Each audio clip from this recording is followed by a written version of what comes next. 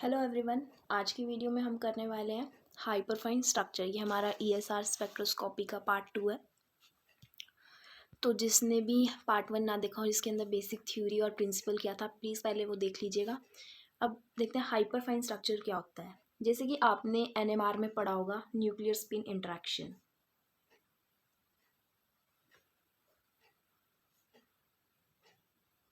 वैसे ही इसके अंदर क्या होता है, हाइपरफाइन स्प्लिटिंग होती है, जिसकी वजह से हाइपरफाइन स्ट्रक्चर बनता है। दैट इज कैसे होता है, जब हमारी मैग्नेटिक इंटरेक्शन होती है।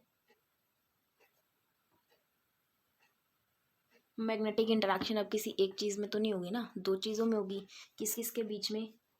S and I. एस क्या होती है? हमारी इलेक्ट्रॉन की स्पिन, और आई होती है हमारी न्यूक्लियर स्पिन। तो जब हमारी मैग्नेटिक इंटरेक्शन होगी इलेक्ट्रॉन की स्पिन के बीच में और न्यूक्लियर स्पिन के बीच में, उसकी वजह से क्या होती है, हमारा हाइपरफाइन स्ट्रक्चर आता है या हाइपरफाइन स्प्लिटिंग होती है। तो वही इन्हीं की वजह से क्या होता है, हमारा इसी इंटरेक्शन की वजह से जो हमारा ईएसआर का सिग्नल आता है वो सेवरल लाइंस में स्प्लिट हो जाता है।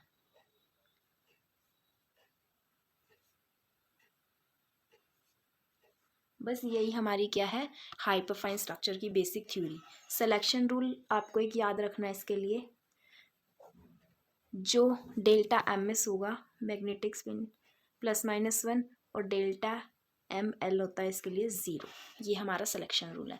तो हाइपरफाइन स्प्लिटिंग आपसे अगर कोई पूछेगा एग्जाम में, तो सिर्फ 2 मार्क्स में पूछेगा क्या होता है, तो उसके अंदर आपको यही लिखना है कि जब मैग्नेटिक इंटरेक्शन होती है इलेक्ट्रॉन की स्पिन के बीच में और न्यूक्लियर स्पिन के बीच में, तो जो हमारा ईएसआर का सिग्नल होता है वो स्प्लिट हो जाता है सेवरल लाइंस में। इसी को क्या बोलते हैं हम, हाइपरफाइन स्प्लिटिंग या हाइपरफाइन स्ट्रक्चर।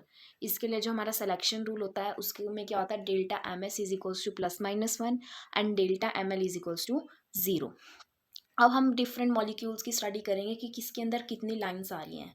हमारे पास जब स्प्लिट हो रहा है सिग्नल, तो कौन सा मॉलिक्यूल कितनी लाइंस देगा। ईएसआर लाइंस निकालने के लिए हमारे पास जो फॉर्मूला होता है वो होता है 2i+1। ये आई की वैल्यू आपको डिफरेंट मॉलिक्यूल्स के लिए याद रखनी होगी कि किसकी क्या न्यूक्लियर स्पिन है, कौन से मॉलिक्यूल की। अब सबसे पहले होता है कार्बन। कार्बन 13 वाला लेंगे क्योंकि अनपेयर्ड इलेक्ट्रॉन होते हैं 13 वाले में। इसकी होती है हाफ। एफ की होती है फ्लोरीन की, उसकी भी हाफ होती है। ड्यूटीरियम की होती है 1। क्लोरीन की होती है हमारे पास 3/2, और जो नाइट्रोजन होता है उसकी होती है 1। और अगर आपको सिंपल हाइड्रोजन दिया हो कहीं भी, उसकी भी होती है 1/2। ये आपको आई की वैल्यू डिफरेंट मॉलिक्यूल्स की याद करनी होगी। ये जो मैं आपको लास्ट में नोट्स दूंगी बेसिक, उसके अंदर भी नहीं है, तो प्लीज़ यहाँ से नोट डाउन कर लीजिएगा। तो अब एक एक करके मॉलिक्यूल स्टडी करते हैं, कौन सा कितने उसमें स्प्लिट होएगा पार्ट्स में। तो पहला हम देखते हैं सिंपल हाइड्रोजन। अब इसके लिए हमने फॉर्मूला लगाना है 2i+1। तो 2 तो एज इट इज़, आई की वैल्यू 1/2 +1, 2 से 2 गया, तो इसका कितने में स्प्लिट होगा सिग्नल, 2 लाइन्स में। इसके अंदर हम आगे वो भी देखेंगे अगली वीडियो में कि कैसे स्प्लिटिंग हो रही है, कहाँ से कहाँ तक हमारा जो इलेक्ट्रॉन है वो ट्रांसफ़र होगा, कौन से एनर्जी लेवल से कौन से तक। पर इसमें पहले हमें देखना ज़रूरी है, समझना कि किस में कितनी लाइंस बनेंगी पहले। अब CH3 अगर हम देखें, मिथाइल रेडिकल है। ये हम रेडिकल क्यों ले रहे हैं ऊपर, क्योंकि आप लोगों को मैंने पिछले बेसिक प्रिंसिपल में बताया था कि जो भी हम मॉलिक्यूल स्टडी करेंगे ईएसआर के अंदर, उसके पास अनपेयर्ड इलेक्ट्रॉन होना बहुत ज़रूरी है। तो इसीलिए यहाँ सब रेडिकल्स में लेके चल रहे हैं। अब सिंपल कार्बन है, कार्बन 13 नहीं है, ये सिंपल 14 वाला कार्बन है, तो इसमें हम कार्बन नहीं लेके चलेंगे। तो 2 आई की वैल्यू एच के लिए 1/2, और कितने हाइड्रोजन है ये भी देखना। ये पूरा एक मॉलिक्यूल कंसीडर करेंगे, 3 हाइड्रोजन है +1। 2 से 2 गया, क्या बचा, 3 + 1 4। आप लोग ऐसे मत कर दीजिएगा कि कभी ऐसे कर दो, 2i+1 और 3 हाइड्रोजन है तो 3, 1 इंटू में 3, वो सॉरी 1 + 1 2, 2 3 सा 6 बन जाएगा वो। ये बिल्कुल कम्प्लीटली रॉन्ग है। ये सही है, ये रॉन्ग है, ऐसे नहीं करना है इसको। ये जो आप मल्टीप्लाई करोगे, ये इसी 2i में ही मल्टीप्लाई करोगे जितने नंबर ऑफ हाइड्रोजन है। ठीक है। अब इसके बाद अगला देखते हैं हम, ethyl CH3 CH2 free radical. अब इसके अंदर इसका अलग निकलेगा CH2 का, इस CH3 का हम अलग निकालेंगे। ये गलती नहीं करनी कि 5 हाइड्रोजन एक साथ ले लिए, नहीं, इन 3 का अलग निकालोगे, इन 2 का अलग निकालोगे। ये अलग है, जैसे आप एनएमआर में देखते थे डिफरेंट हाइड्रोजन्स का एनवायरनमेंट डिफरेंट होता था, तो ऐसे ही इन 2 हाइड्रोजन्स का एनवायरनमेंट डिफरेंट है, इन 3 का अलग है। तो पहले इन 2 के लिए लिखेंगे 2 इंटू में कितने हैं, 3 है, इंटू में 1/2 प्लस 1 इंटू में मल्टीप्लाई होएंगे, इन दोनों का जो आपस में होगा रिजल्ट आएगा उनको मल्टीप्लाई ही करना है। 2 इंटू में कितने हाइड्रोजन्स है, 2 इंटू में 1/2 आई की वैल्यू प्लस 1, इस 2 से 2 गया 3 + 1 4 इंटू में इस 2 से 2 गया 2 + 1 3। तो कितनी लाइन्स आएंगी इस केस में हमारे पास, 12 लाइन्स आएंगी। जो मैंने आपको छोटी छोटी चीज़ें बताई हैं प्लीज़ उसका ध्यान रखना। एग्ज़ाम में 2 मार्क्स का तो कम बोल दिया, मतलब एक अगर पार्ट पूछेंगे तो वो 1 का भी पूछ सकते हैं या फिर 2 का भी पूछ सकते हैं, 2 या 3 भी पूछ लिए, 5 या 6 मार्क्स में आएगा क्वेश्चन एक पक्का। तो अब इसके बाद अगला है, अगर हम देखें तो propyl radical CH3 CH2 CH2 free radical. अब मैंने आपको CH3 का सिखा दिया, CH3 CH2 फ्री रेडिकल का सिखा दिया, तो अब आप इस वाले का खुद करोगे प्रोपाइल का। इसमें मैं आपको आंसर बता देती हूँ, 36 लाइन्स होती हैं। जो लास्ट में नोट्स दूंगी यहाँ से आप पोस्ट करके देखिएगा, और जो लास्ट में मैं आपको नोट्स दूंगी उसमें इसका सोल्यूशन दे रखा है, आप वहाँ से पूरा देख भी सकते हो कि कैसे ये 36 लाइन्स आई हैं इसकी। अब अगला हम नेक्स्ट टाइप का करते हैं CF2H। ठीक है, अब इसके लिए क्या होगा, 2 फ्लोरीन कितने हैं, 2 आई की वैल्यू मैंने आपको फ्लोरीन की करवाई थी 1/2 ही होती है, प्लस 1 इंटू में 2 हाइड्रोजन कितने हैं 1 इंटू में हाइड्रोजन की 1/2 प्लस 1, तो ये हो गया 2 + 1 3 इंटू में इस 2 से 2 गया 2। कितनी लाइन्स आएंगी, 6 लाइन्स आएंगी। सॉरी वो आपको दिखानी नीचे, मैं दोबारा बता देती हूँ। ये 2 से 2 कैंसिल हो गया, 2 + 1 3, और यहाँ से 2 से 2 कैंसिल होगा तो 1 + 1 2, तो 3 इंटू 2 6 लाइन्स आ जाएंगी। एक और मैं आपको ट्राई करने के लिए दे रही हूँ, कार्बन 13 वाला मिथाइल अगर हम ले तो इसमें इसका भी काउंट करना है, इस कार्बन का। मैंने आपको कार्बन की बता दी थी आई की वैल्यू 1/2 होती है, तो जब आप इसको सॉल्व करोगे तो इसकी 8 लाइन्स आएंगी। ये 8 लाइन्स कैसे आएंगी ये आप खुद सॉल्व करके देखिएगा। नेक्स्ट देखते हैं हम कार्बन ClH2। इतने सारे मेरे को एक वीडियो में करवाने पॉसिबल नहीं है, इसलिए मैं आपको कुछ कुछ जो सिमिलर टाइप्स वाले हैं वो होमवर्क दे रही हूँ, और जो डिफरेंट टाइप्स के हैं वो मैं करा रही हूँ। ऑलमोस्ट जितने मैं कराऊंगी उसमें से ही एग्जाम में पूछेंगे, कोई 100% गारंटी तो मैं नहीं ले सकती, 90% चांसेस है कि इसमें से ही आएंगे आप लोगों के। अभी कार्बन 13 नहीं है तो याद रखना इस कार्बन को नहीं लोगे। 2 इंटू में क्लोरीन कितनी है 1, और क्लोरीन का मैंने आपको आई की वैल्यू लिखवाई थी 3/2 प्लस 1 इंटू में 2 इंटू में हाइड्रोजन कितने हैं 2, और आई की वैल्यू 1/2 प्लस 1, इस 2 से 2 कैंसिल 3 + 1 4, इस 2 से 2 कैंसिल 2 + 3 2 + 1 3, तो कितनी आएंगी इसकी 12 लाइन्स आएंगी। ठीक है, अब अगला एक और मैं आपको होमवर्क के लिए दे रही हूँ, कार्बन 13 F2H। ये वाला भी आप खुद ट्राई करना। इसके अंदर मैं एक बार करा देती हूँ कार्बन 13 वाला, चलो मैं करा देती हूँ।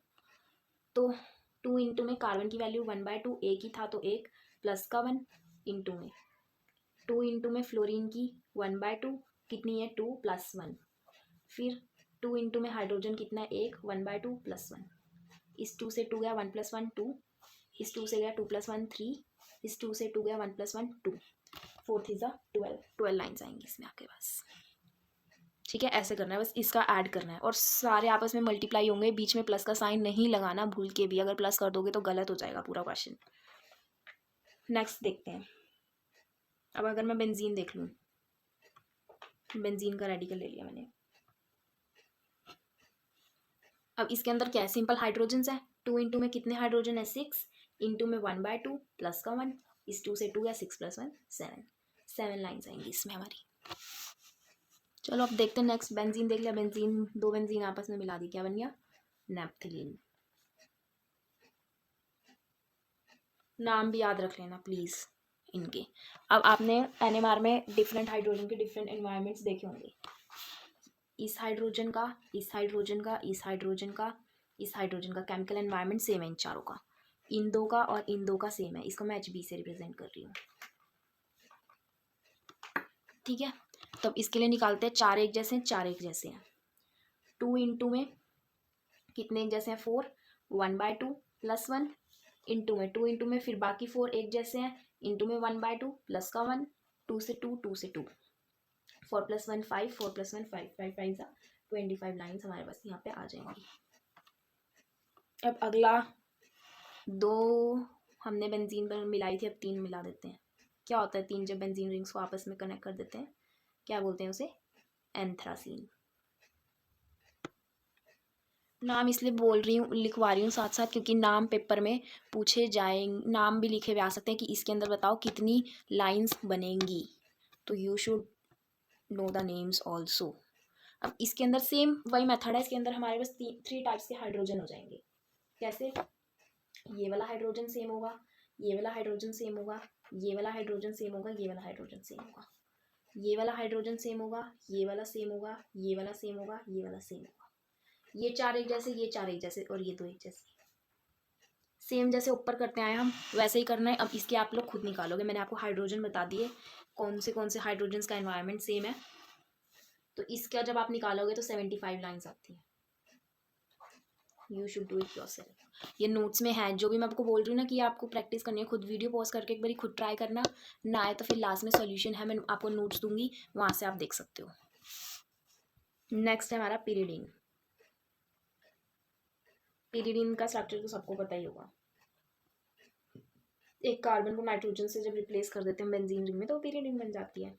अब इसके हाइड्रोजन का एनवायरनमेंट देखते हैं। ये दोनों नाइट्रोजन के साथ हैं तो इनका एक जैसा होगा, HA से रिप्रेजेंट कर दिया, इसको HB से कर दिया, इन दोनों का सेम होगा PHA के। अब ये HB की विसिनिटी में तो इसका HC हो जाएगा। आपको इसके लिए थोड़ा थोड़ा NMR आना चाहिए, नहीं भी आता तो जो मैंने बताया ना बस इतना ही याद कर लेना। तो अब इसका देखते हैं कितने सिग्नल्स बनेंगे। 2 इंटू में इन दो का सेम है, इंटू में 1/2 प्लस का 1, इंटू में 2 इंटू में इन दो का सेम है, इंटू में 1/2 प्लस का 1। अब ये मल्टीप्लाई में ही है जो आगे मैं लिख रही हूँ इसके साथ। 2 इंटू में एक हाइड्रोजन का, इंटू में 1/2 प्लस का 1, तो इस 2 से 2 2 2 2, 3 इंटू में 3 इंटू में 2,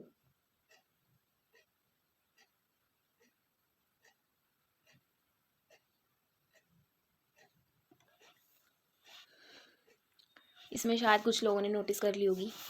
अब मैंने आपको नाइट्रोजन की भी लिखवाई थी स्पिन की वैल्यू, तो नाइट्रोजन भी होगा मल्टीप्लाई में, ठीक है।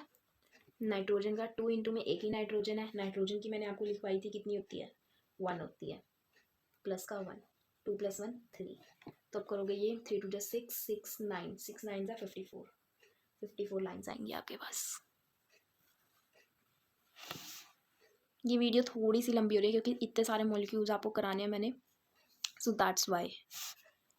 ये रहे इसके नोट्स। अभी थोड़े से मॉलिक्यूल्स हमारे बचे हुए हैं, उनको हम नेक्स्ट वीडियो में कवर करेंगे। 5 या 6 बचे हुए हैं, उनको नेक्स्ट वीडियो में करेंगे हम कवर। तब तक आप इसकी प्रैक्टिस कीजिए जितने भी कराए हैं,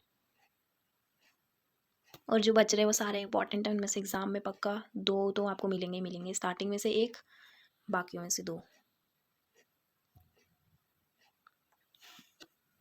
इस ESR स्पेक्ट्रोस्कोपी की PDF मैंने अपने टेलीग्राम चैनल पर भी शेयर कर दी है, आप वहाँ से भी देख सकते हो इसके नोट्स, पूरे चैप्टर की PDF एक साथ मैंने शेयर कर दी है।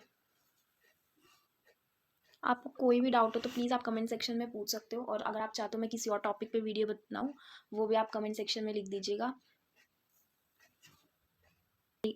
मेरे टेलीग्राम चैनल पे और भी बहुत सारे यूनिट्स की नोट्स आप वहाँ से वो भी देख सकते हो, और अगर आपको वीडियो अच्छी लगे तो please like share subscribe. Thank you, bye, have a nice day.